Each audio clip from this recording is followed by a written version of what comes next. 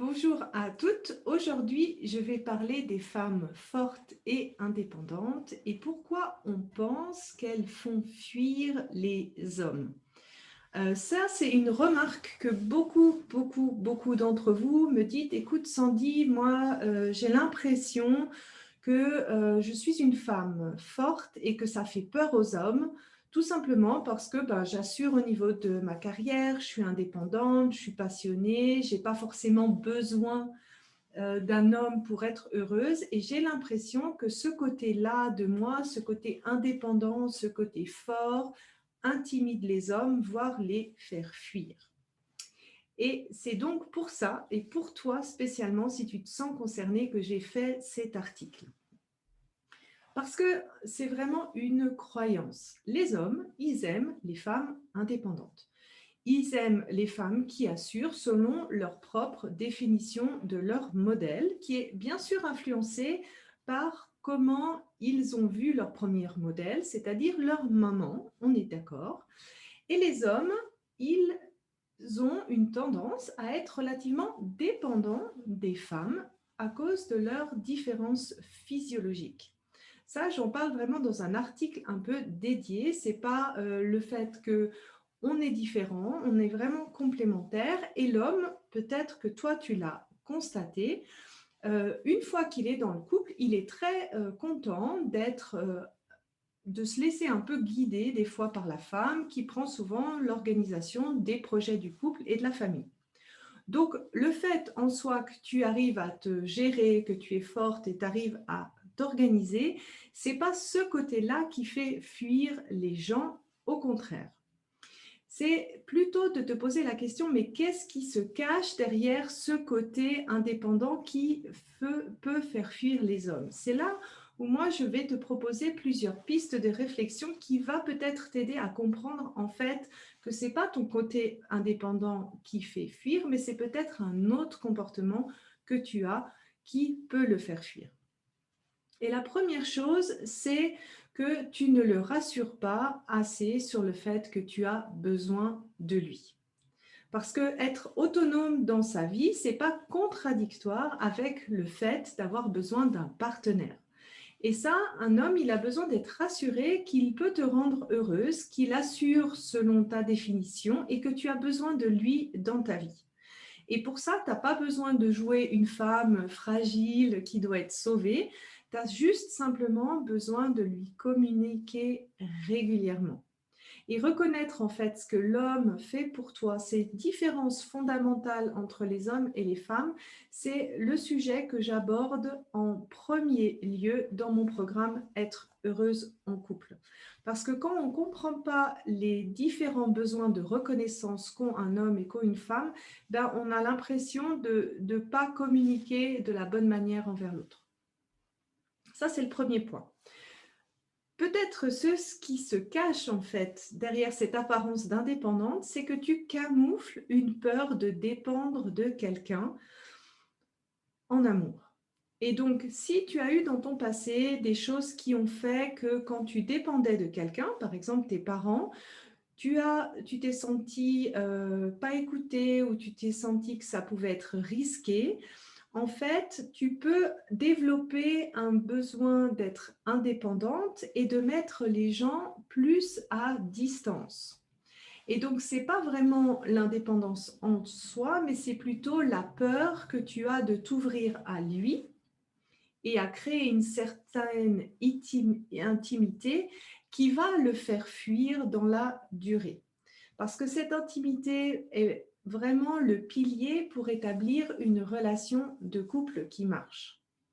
Et ça, pour comprendre en fait si cette indépendance naturelle que tu as cache dessous une peur de dépendre, ça, c'est le travail que je fais avec mon programme S'ouvrir à l'amour pour identifier les schémas amoureux qui te bloquent. Un troisième point, avec le côté forte ou indépendante, il peut se cacher derrière ça une peur de montrer ta vulnérabilité ou bien tes imperfections. Si dans ton passé, tu as appris qu'il fallait être parfaite pour être aimée, ou bien que tu recevais l'amour en fonction de ce que tu faisais, donc de tes résultats, des choses que tu arrivais à atteindre et pas forcément en fonction de ce que tu es, en fait, tu peux avoir le naturel de ne pas montrer la partie vulnérable de toi-même. Et quand on ne montre pas cette partie vulnérable, en fait, on est un petit peu comme un tableau lisse où l'autre ne peut pas vraiment lire à travers nous.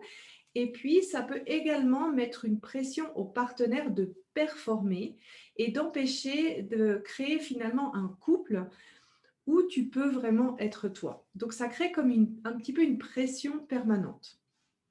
Et là, pour faire tomber, pour arriver à construire une relation, ça serait l'idée de faire tomber ce masque et de oser montrer ta vulnérabilité, oser montrer la version vulnérable de toi-même pour vraiment donner une chance à ton couple et aussi laisser l'autre rentrer euh, sans pression dans un couple. Et ça, c'est la base pour ça, c'est l'amour de soi. Et c'est pour moi la base la plus importante pour être heureuse dans un couple. Et donc, c'est un module vraiment entier que j'aborde dans le programme plus approfondi, Être heureuse en couple.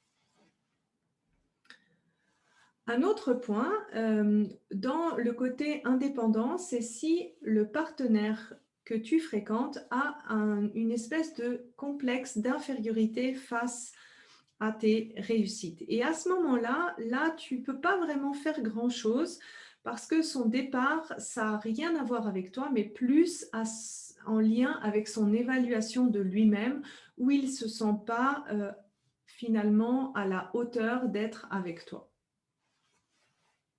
Un autre point important, c'est dans la manière dont tu communiques. Donc, si tu as un mode un petit peu incisif, ce n'est pas vraiment le côté indépendant qui pose problème, mais c'est plus dans la manière dont tu vas adresser tes demandes. Pose-toi la question si tu peux le castrer dans tes demandes ou si tu te plains ou si tu fais souvent des reproches. Et à ce moment-là, ce que ça fait, ce n'est pas le problème de l'indépendance, c'est que ça crée un rapport de force plus qu'un rapport d'amour. Et là, tu comprends un petit peu pourquoi le partenaire va finalement aller plus ailleurs ou va fuir la relation. Le dernier cas de figure, c'est des fois on répète ce qu'on a appris. Donc si tu as eu une maman ou un papa qui t'a dit que dans le passé, c'est important qu'une femme ne dépende pas d'un homme, ou bien qu'il faut mériter d'être aimé, eh bien ça peut avoir un impact négatif sur ton comportement amoureux, ce qui fait que tu vas toujours créer une espèce de distance vis-à-vis des autres.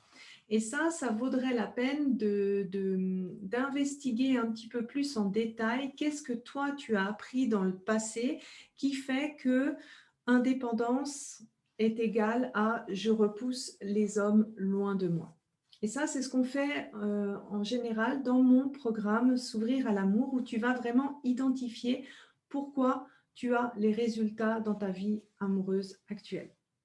Alors, j'espère que cet article te donnera espoir que les hommes aiment les femmes indépendantes, mais c'est souvent ce qui se cache dessous qui fait que les hommes peuvent peut-être partir. Et ce n'est pas le fait que tu sois indépendante et forte. Je te souhaite une belle journée et puis je te dis à bientôt. Au revoir.